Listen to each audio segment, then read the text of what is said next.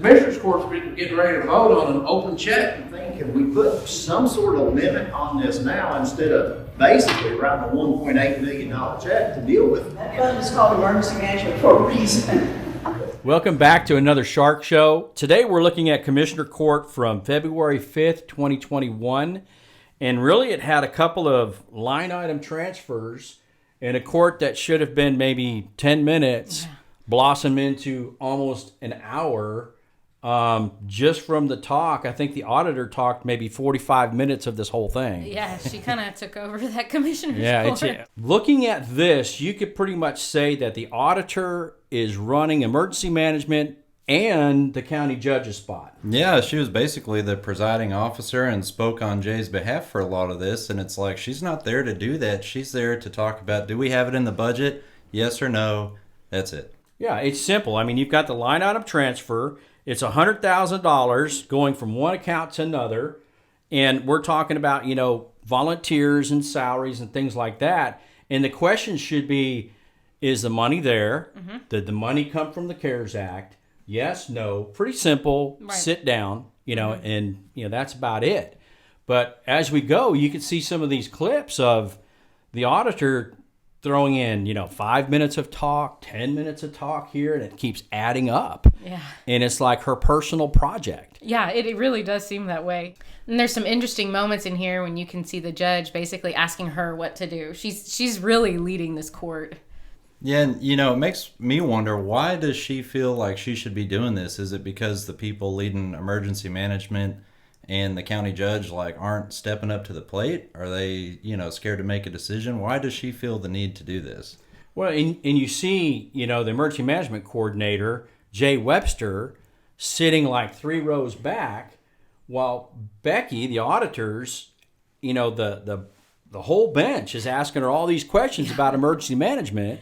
Right. And it's not till 30 minutes in that the emergency management coordinator comes up and answers questions that he should have been answering to begin with. Right. They should have been asking him those questions that whole time. And watching throughout the court, there were a lot of questions that went unanswered anyways. They were asking him for a breakdown of how much is this going to cost? Can you give us a ballpark estimate?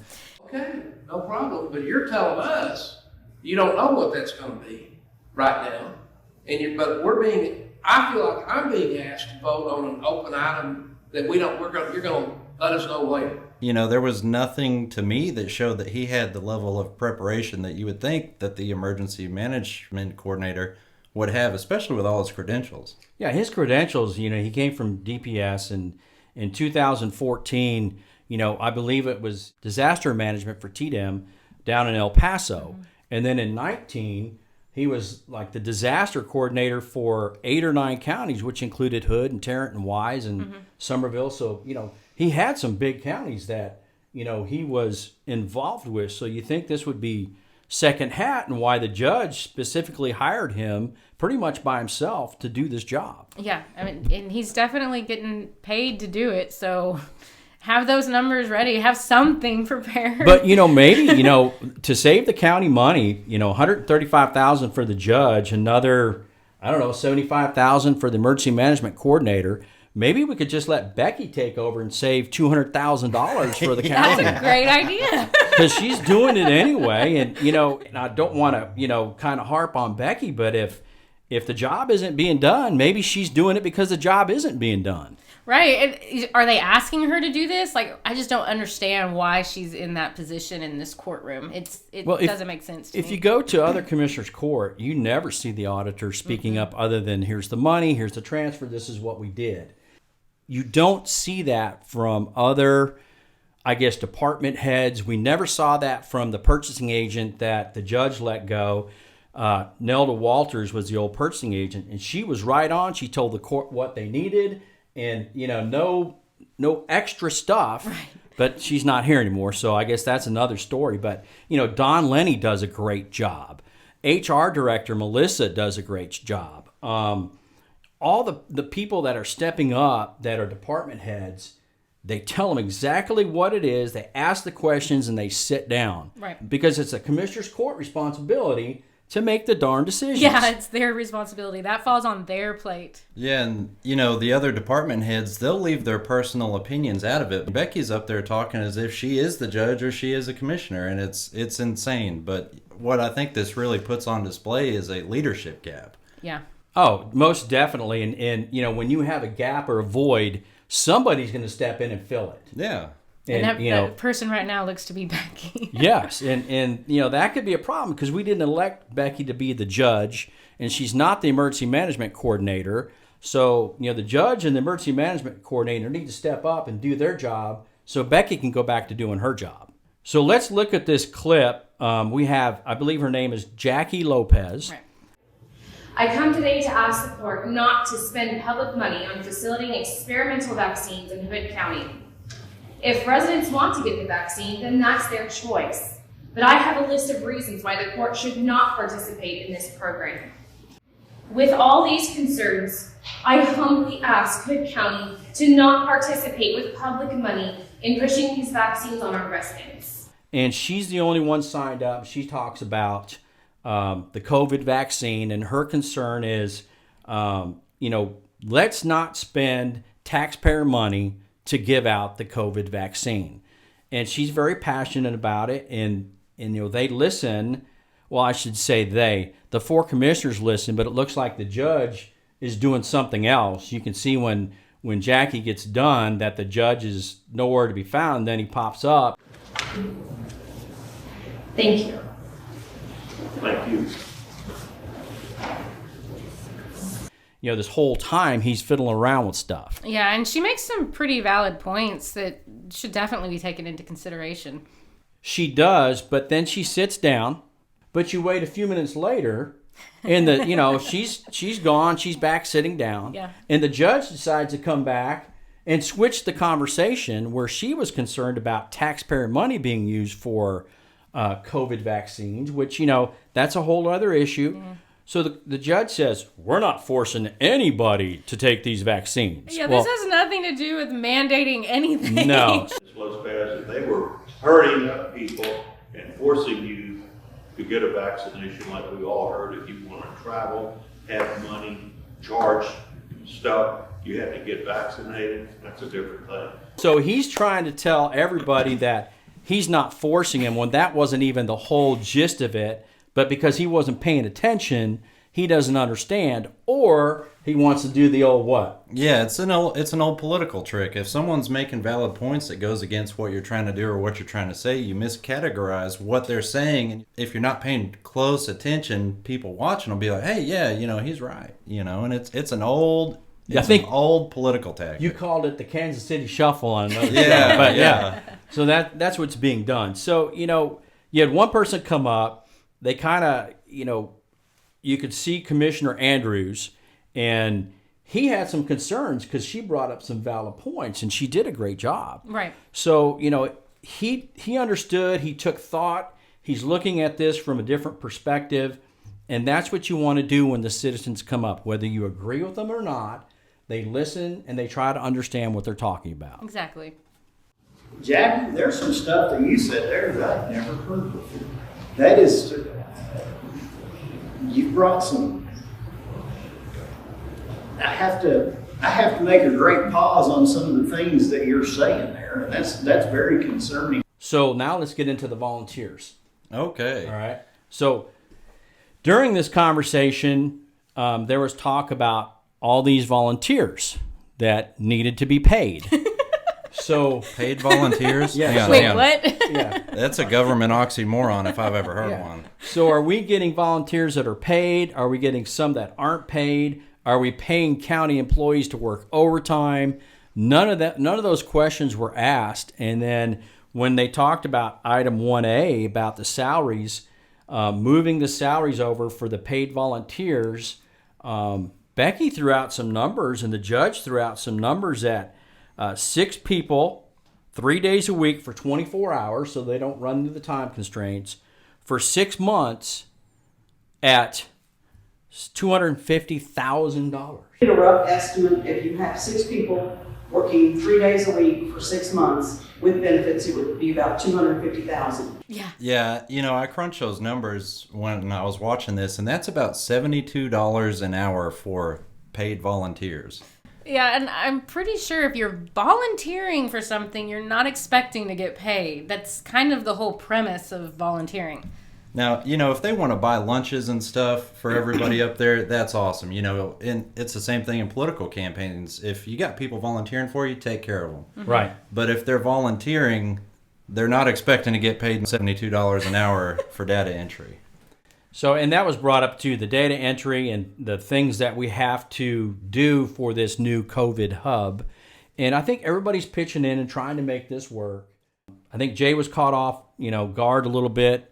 And with his vast amount of experience for disaster management and control, I think we kind of missed the boat on this. But he's making amends. He's coming around. He's doing the right thing through Becky. So it seems like everybody has to go through Becky to get anything done. And they're not elected either. That's appointed by the district judge, right? The auditor is, yes. So if Jay Webster wants to use the CARES money for this or this or this, he just goes to Becky to make sure the money's there. Then he presents it to the court, and then the court decides.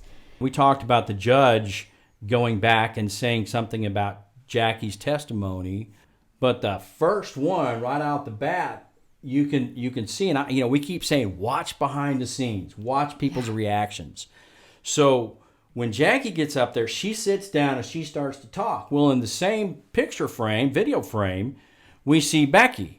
And Becky rolls her eyes, gets up, moves, repositions, sits down, and you could tell she was upset. Yeah, what is she upset? The truth? Because nothing Jackie said in her speech wasn't true. But I know Becky did come back and make a rebuttal after Jackie got done talking. I didn't know the auditor was supposed to do that either. I get consumer reports every month. In this edition, they talk about the COVID vaccine. They're the most unbiased magazine on the planet. They said you will not get COVID from it, and it is proven to be extremely effective. And I'm not sure about deaths. I've not heard of anyone, but I'm going to rely on that information because that is one thing I rely on with consumer reports, that they are absolutely unbiased. They look at every product and compare it, and that's what I read yesterday in consumer reports. Just telling you what I read. Yeah, she gets up there and starts talking about how she had just read consumer reports, and they're so unbiased and blah, blah, blah. It's like, you're the auditor. Please sit down and tell us if it's in the budget, and that's it. Leave all the conjecture and analysis to the commissioners and the judge. Yeah, but see, the judge doesn't want that. The judge wants people like Jay Webster and Becky and all the others fighting his battles, because then he has that plausible deniability. Right. That wasn't me. If it goes south, that wasn't me. So he's famous for not making decisions and letting everybody else do his work. And that's, I think, where you get Becky to, she's stepping up and take control. Yeah, but then that also makes it look like he doesn't have control of his courtroom. It's more than he'd make it look like. He doesn't have exactly. control. Yeah. And when he did try to exert control, it was to allow Becky more time to harp on Dave Eagle, when that's not her place either. So you want me to do what I've done in the past and sit down and talk to you about everything, and then you bring it to court and we go through it all over again, and you twist things. No, you're twisting things right there. I'm talking. Hey, let's have some decorum here. And I think Becky's really passionate about this, and that's fine. Maybe she ought to fill out a citizen's comment form, and turn it into the sheriff and go up and speak as a citizen. Now let's get into number 2. All right, number 2 is very interesting. And once again, this court went an hour when it should have gone 10 minutes. Right, yeah. Discuss and take appropriate action regarding utilizing CARES revenue to support all expenditures regarding COVID vaccine hub. Now this was put on by Becky and Commissioner Ron Cotton. So right off the bat, Commissioner Ron Cotton says, I make a motion. Yeah. I can discuss and take appropriate action regarding utilizing CARES revenue to support all expenditure regarding the COVID vaccine. I'll make that motion. Okay. A motion's been made by Commissioner Cotton for the county to take any appropriate action utilizing CARES revenue to support any and all expenditures, I put in all expenditures regarding COVID vaccine. Second. Okay. You said second, did you say second? Yeah. Okay, second by Commissioner Wilson. And it's followed up by Jack Wilson saying, I second this motion.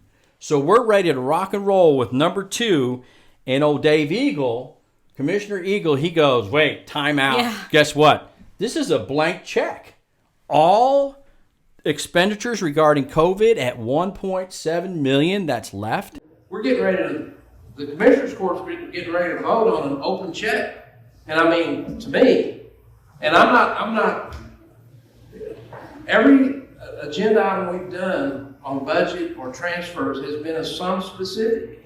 Yeah. What is all expenditures and how much? Is there no cap? There's no limit on this. So, I mean, essentially, that line item is giving them a blank check to spend the rest of the CARES Act money however they deem appropriate. Not they, but Becky. Becky. Yeah. Yeah, they're going to approve. The Commissioner Court's going to approve this, and then Becky and Jay are just going to go spend the money. Yeah. We've already seen how that goes if the citizens aren't watching. Right, but I think they said, don't worry, they'll spend it wisely, just trust them. So we should be good, right? Yeah, and Becky once again said, don't worry, I got your back. What I was looking for is how, I got your back. Ken. okay. Yeah, it's not like we just bought a $200,000 RV, right? Right. One of the things I thought was odd about this agenda item was that, like you said, there was no cap on there. Every other agenda item, it says, hey, approve up to $620,000 for voting machines, or approve this much for this. This just says approve whatever we need. It's insane. Yeah, it's a blank check. And when Commissioner Eagle brought that up, then Commissioner Andrews goes, whoa, yeah, this is a blank check. What I'm looking for, and I think Commissioner Eagle's looking for the same thing. Can we put some sort of limit on this now instead of basically writing a $1.8 million check to deal with, So how can we get an estimate to say, this is what you need for now? So then Becky goes back with Jay Webster and says, but we need the salaries. And Dave Eagle, being smart that he is, says, we already proved that in 1A. Right. So tell us what you need. So all of a sudden here comes, well, we need the lunches. We need supplies like pens and paper. Supplies that we need to set up or operate the hub at the school, which is like stanchions, pens, paper, any supplies that were needed to be utilized at that vaccination hub is what I was asking for permission to do. And then the citizens are thinking, you need $1.7 million for pens? That's what it and sounds paper Yeah.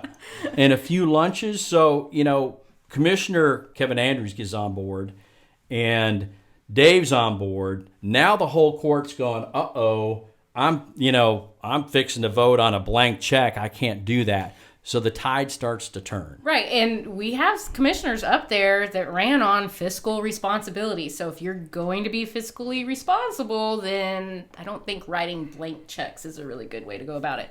So as this turns towards, 20-25 minutes into item number 2, that shouldn't have been brought up, but right. Ron Cotton made the motion and Wilson seconded the motion. And so now Commissioner Cotton starts to go, wait. And he asked Becky, of course, because, it's him and Becky that put it on, and he has no idea why he put it on there because other than Becky told him. Right. Yeah. But so Ron Cotton goes, so wait a minute. So why is this even on here? Why do we need that? If we did not pass this number 2, would it stop you from doing anything you do it now? No, sir. Well, then why it's kind of superfluous that we're doing it. I thought it was just to discuss what we're doing. Ron, buddy, you made the motion. Right. You put it on. So basically you're doing things you know nothing about once again. Yeah, What? And then Ron, the other Ron, Judge Ron Massengale is like, well, do we really need this on here? Why is this even on here? And it's like, once again, time out, folks. It's Ron and Ron that sit with Becky and Jay, and they go over all this emergency management stuff. And they're still not on the same page. So they have to wait until Becky tells them what to do. And this, I think, really exemplifies a problem that we see at almost every level of government, where these unelected bureaucrats or, appointed officials in Becky's case, they lead these weak elected officials around by the nose and just say, oh yeah, do this, oh yeah, sign here, and it gives the weak guys, in this case Ron and more Ron, it gives them the ability to have a fall guy, so if anything goes bad, they say, well, I was just listening to the bureaucrats, and they, surely they know what's going on. And if we saw anything in that day, it was that, they don't always have all the answers. Jay Webster, they were asking, how much is this going to cost? And he wasn't able to give any answer. Thank goodness for Andrews and Eagle for turning the tide on this blank check. And then Ron Cotton and the other Ron Maskell get on board. And Jack is sitting there wondering what's going on. And he seconded the motion, so he evidently doesn't know what's going on. So, the tide turned, which is great for the citizens. They decided not to vote on this, although there was a motion and a second. And the judge said, hey, we don't need this. They came to their senses and said, wait, we don't want to spend a blank check. And when it was brought to them that way, then even Becky says, oh, no, I just put that on the agenda just so we could talk about it. The second item was just going to be to discuss what's going on, honestly, what they're doing and how it's working. I really thought that's all it was going to be. Even though it says discuss and take appropriate action, right? On all expenditures. So Right. It wasn't meant, it's like, hey, we're backpedaling. Now it's time to bail. And they see what's going on and they can't be seen. Here's that light, that blue shark light for the public. And we're shining light on what's going on. And people are starting to dive out of the way, right? Right, yeah. And our elected officials should know better. Like, if they're going to put that, make a motion for something and second it, know what it is that you're motioning for. Know what it is that you're seconding for. If you're going to back up an agenda item, know what that agenda item is actually doing. That's just not very good leadership, in my opinion. Yeah, do your homework. And, Becky's statement at the end, and she says it while she laughs, is basically, oh, we don't need number 2. It's not called emergency management for nothing. Meaning it's already in the fund. They have the money. She can spend it however she wants. You've got the money to do what you need to do. And that fund is called emergency management for a reason. It's interesting watching something as simple as ask a question. Dave says, wait a minute, how much are we approving right now? Is this a blank? It looks like a blank check to me, and I'm glad Kevin Andrews saw that too. But just asking these simple questions to people that aren't used to having them asked, it puts them in a really uncomfortable place, and we saw that just watching everybody's body language up there, Becky and Jay and the judge. It's crazy how unused to questions these people are. But I'm glad that, they're doing it and we're doing it and the people watching are doing it too. It's good to see, and I just hope that we can keep this up. Yeah. I just want to thank the citizens that show up to the commissioner courts and city councils, like Ms. Jackie Lopez, that just gave her, her passionate speech about what she felt. Mm-hmm. And the commissioner's court needs to listen no matter whether they agree or not. That's just the right of the citizen. And we really need to focus on the judge and the commissioners taking their job seriously. Once again, I say time after time, doing their homework and making sure that they're not led around by appointed officials. Most all of them, and I listed them earlier, do a great job. They do their job. They sit down, they answer the questions, and they give enough information for the commissioner's court to make a decision to vote. And they're there to vote for the citizens. I didn't elect appointed officials. Right. But if you're an elected official that can't hire an appointed official, then we have a problem. Yeah. So let's everybody do their job they're elected to do. The citizens are watching. Blue Shark's watching. Once again, Shark Show out.